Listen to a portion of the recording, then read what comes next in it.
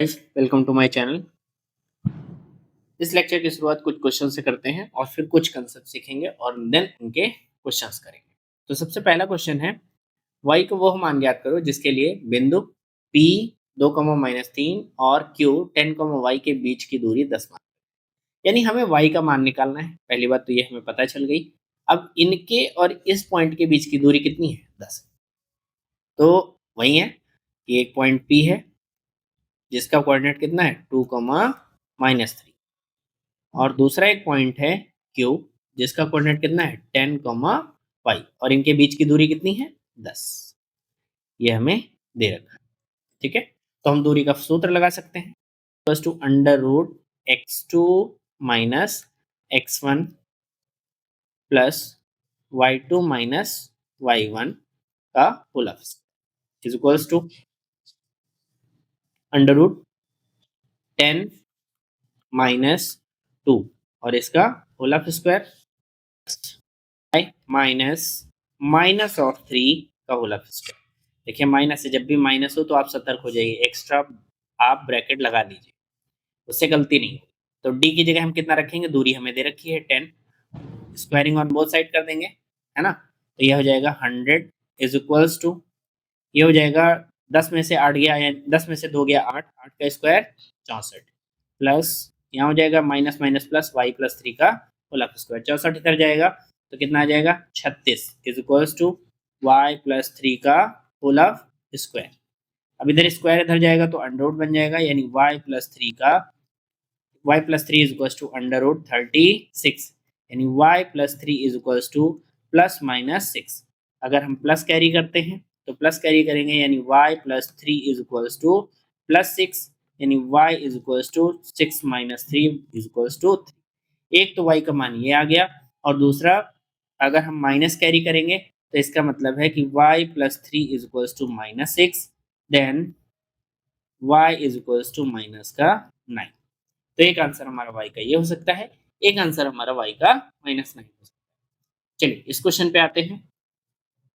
इस क्वेश्चन में हमसे कहा है कि Q जो है वो बिंदुओं P और R से समदूरस्थ है। इस शब्द का मतलब समझिए, समदूरस्थ।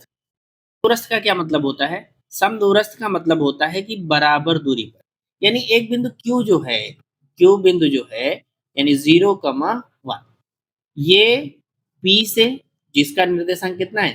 5, -3, और R जिसका निर्देशांक कितना है? x, 6। जितनी दूरी से, जितनी दूरी Q की P से है उतनी ही दूरी Q की R से, यानी ये दोनों दूरियां क्या है? बराबर है।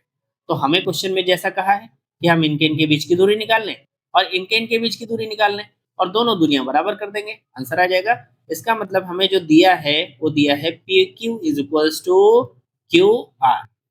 अब पी क्यू क्या होगा? तो under root x2 minus x1 का होल ऑफ स्क्वायर, तो 0 माइनस 5 का whole of square plus 1 minus of 3 का होल ऑफ स्क्वायर बराबर किसके होगा? अंडर रूट में x माइनस 0 का whole of square plus 6 minus 1 का होल ऑफ स्क्वायर। स्क्वायरिंग दोनों साइड कर लेते हैं, तो स्क्वायरिंग दोनों साइड करेंगे तो अंडर रूट हो जाएगा गायब। तो यानी ये हो जाएगा 25 प्लस यहाँ हो जाएगा 1 प्लस 3 यानी 4, 4 का स्क्वायर 16 इज इक्वल्स टू यहाँ हो जाएगा एक्स स्क्वायर और यहाँ हो जाएगा 5 का स्क्वायर 25, ये कैंसिल हो गया, तो यानी x square is equals to 16, तो एक्स का मान कितना आ गया? +-4। ये हमारा आंसर हो गया। तो आई होप ये क्वेश्चन समझ में आया होगा। बढ़ते हैं नेक्स्ट कंसेप्ट की तरफ।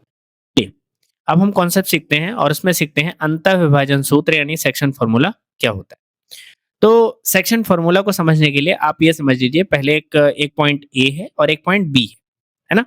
एक पॉइंट ए है और एक पॉइंट बी है, और इनको ज्वाइन करने वाली रेखा यानी इनको मिलाने वाली रेखा ए बी है। इस ए बी पे हमने कोई एक पी पॉइंट रख दिया है ना। अब ये पी पॉइंट क्या कर रहा है? इस रेखा को m अनुपात n में विभाजित कर रहा है। इस रेखा को m अनुपात n में विभाजित कर रहा है। तो हमसे कहा है कि इस p के निर्देशांक क्या हो सकते हैं। हमसे पूछा है इस p के निर्देशांक क्या हो सकते हैं। तो इस p के निर्देशांक निकालने के लिए हमारे पास फॉर्मूला आएगा। इसी को ये बात समझनी है। चलिए शुरू करते हैं। तो सबसे पहले हमारे पास अगर हम बात करें, ये x1 है, ये y1 है, ये ऊंचाई कितनी है y1 है और ये वाली दूरी x1 होगी, नो डाउट। तो जो ये कंप्लीट दूरी होगी, है ना, इसके हम पॉइंट मान लेते हैं x, y, है ना, इसके हम पॉइंट मान लेते हैं x, y। तो ये वाली दूरी कितनी हो जाएगी y, क्लियर। ये वाली दूरी कितनी हो जाएगी y, और ये वाली दूरी कितनी हो जाएगी यहां से यहां तक की, यहां से x1 है और ये वाली x है, कंप्लीट तो हो जाएगी x माइनस x1, ठीक है। और ये वाली कितनी हो जाएगी, ये इतनी सिर्फ y है ना, इतनी y है। चलिए बात करते हैं। तो ये वाली दूरी कितनी है, ये है y2 माइनस y1, ये वाली दूरी, ठीक है। और कंप्लीट दूरी कितनी है, तो x2 माइनस x1, यहां से यहां तक की दूरी, ठीक है। अब अगर इस त्रिभुज को आप देखिए, इस छोटे वाले त्रिभुज को और इस बड़े वाले त्रिभुज को, तो ये समरूप दिख रहे हैं, है ना। ये दोनों त्रिभुज कैसे हैं, समरूप है। तो समरूप है तो इनकी संगत भुजाओं का अनुपात क्या रहेगा, बराबर रहेगा। इनकी संगत भुजाओं का अनुपात क्या रहेगा, बराबर रहेगा। यानी m बटे n, सॉरी, संगत भुजाओं का अनुपात, तो छोटे वाले त्रिभुज की भुजा जो है वो कितनी है, m है। छोटे वाले त्रिभुज की भुजा m है, तो बड़े वाले त्रिभुज की भुजा कितनी है, m प्लस n है, m प्लस n है, बराबर इस वाले त्रिभुज की जो ये वाली भुजा है वो कितनी है, y है। तो बड़े वाले त्रिभुज की भुजा कितनी है, y2 माइनस y1 है, y2 माइनस y1 है, यस और नो, ठीक है ना। तो यहां से अगर हम y का मान निकालना चाहें तो y का मान कैसे निकलेगा, y बराबर हो जाएगा m into y2 minus y1 divide by m plus n। एक मिस्टेक हो गई थी, यहाँ क्या होगा y1 होगा, तो यहाँ y माइनस y1 लिखा जाएगा, y1 और माइनस का y। अब हमें क्या चाहिए, y चाहिए, तो y इज इक्वल्स टू क्या हो जाएगा, m y2 ब्रैकेट में लिखेंगे minus y1 divide by m plus n और प्लस का y1। तो y is equals to m y2 minus y1 और प्लस का y1 into m plus n divide by m plus n। Solve करते हैं तो ये हो जाएगा y is equals to my2 minus my1 plus my1 plus ny1 divide by m plus n। यहाँ से ये देखिए कैंसिल हो गया, तो ये y का मान कितना निकल के आया, my2 plus ny1 divide by m plus n, है ना। यही चीज सिमिलरली, ये तो y वाला निर्देशांक, ये p का जो y का मान है वो निकल के चला आया। अब हम p के लिए x का मान निकालना चाह रहे हैं तो हम x के लिए लेंगे, तो बिल्कुल वैसे ही करेंगे। यहाँ लिख देते हैं फॉर y, है ना, और यहाँ लिखेंगे फॉर x। तो x के लिए बात करेंगे तो m divide by m plus n is equals to, यहाँ x देखिए कितना है, x minus x1 divide by पूरे का क्या है, x2 minus x1।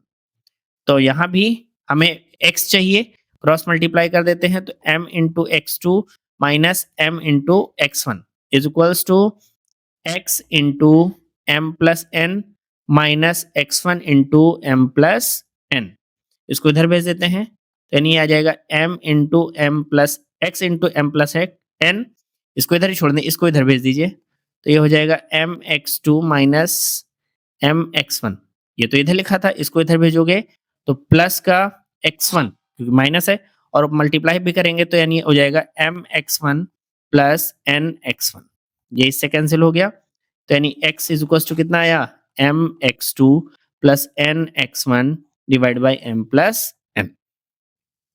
Simple manner में आपको क्या याद रखना है, आपको ये जो याद रखना है वो यही याद रखना है कि ये जो x और y के मान आए हैं, ये जो x और y के मान आए हैं, क्या मान आया है, x का जो मान आया है वो आया है mx2 plus nx1 divide by m plus n, और y का मान क्या आया है, y का मान आया है my2 plus ny1 divide by m plus n। ये मान आपको याद रखने हैं। अब ये मान कैसे याद रखेंगे?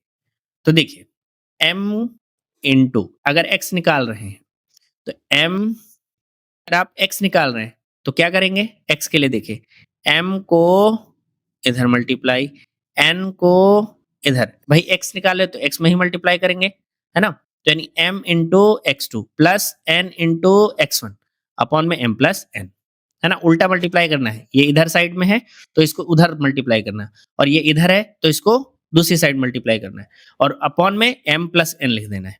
ठीक है ना? M x two plus n x one divide by m plus N.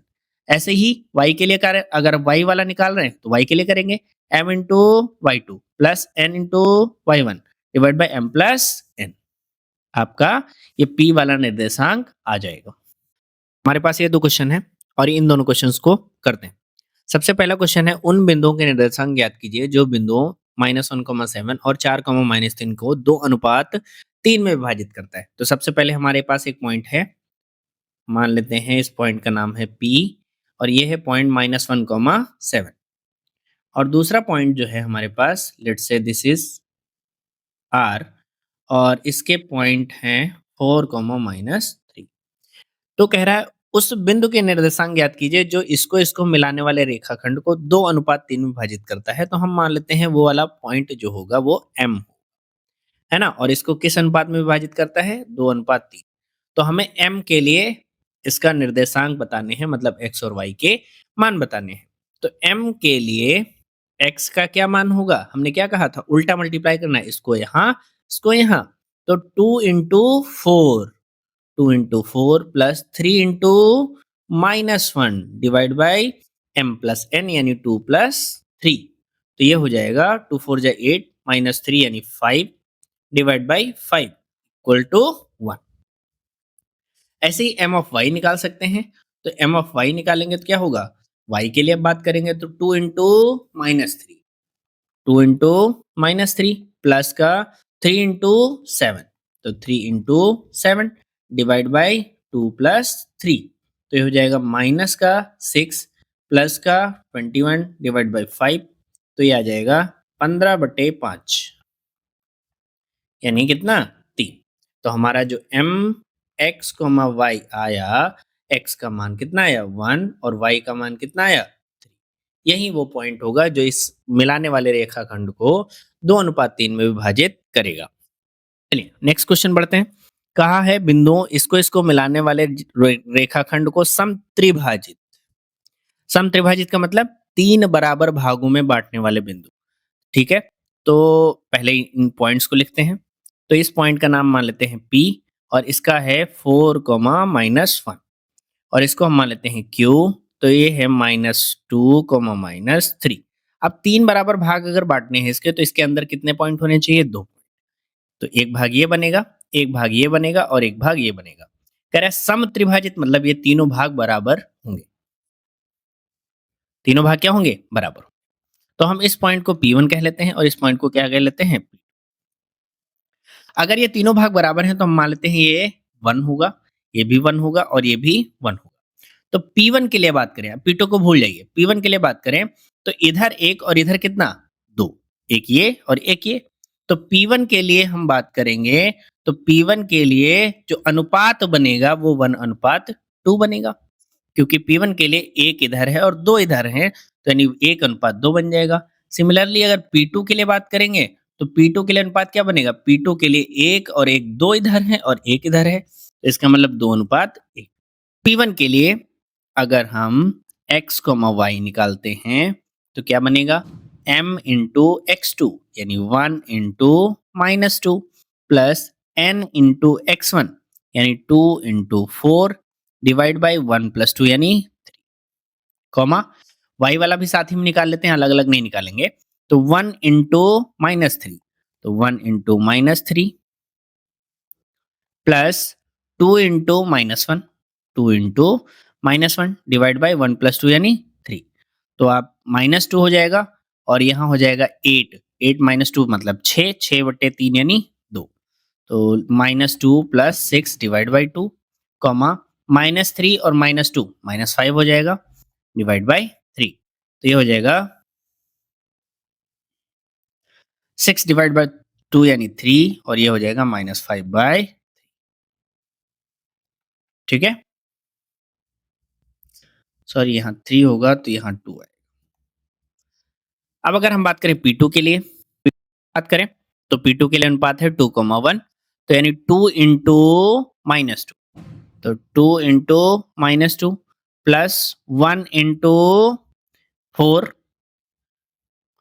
Divide by 2 plus 1 यानी 3 कॉमा 2 इंटू -3 तो 2 इंटू -3 1 इंटू -1 तो 1 इंटू -1 डिवाइड बाय 3 तो यह हो जाएगा -4 प्लस 4 0 0 डिवाइड बाय 3 यानी 0 यहाँ -6 -1 -7 तो -7 डिवाइड बाय 3 तो हमारा ये P2 आ गया x, y। यही P1 P2 के निर्देशांक आपको निकालने थे। तो इस वीडियो में इतना ही, मिलते हैं नेक्स्ट वीडियो में, तब तक के लिए नमस्कार।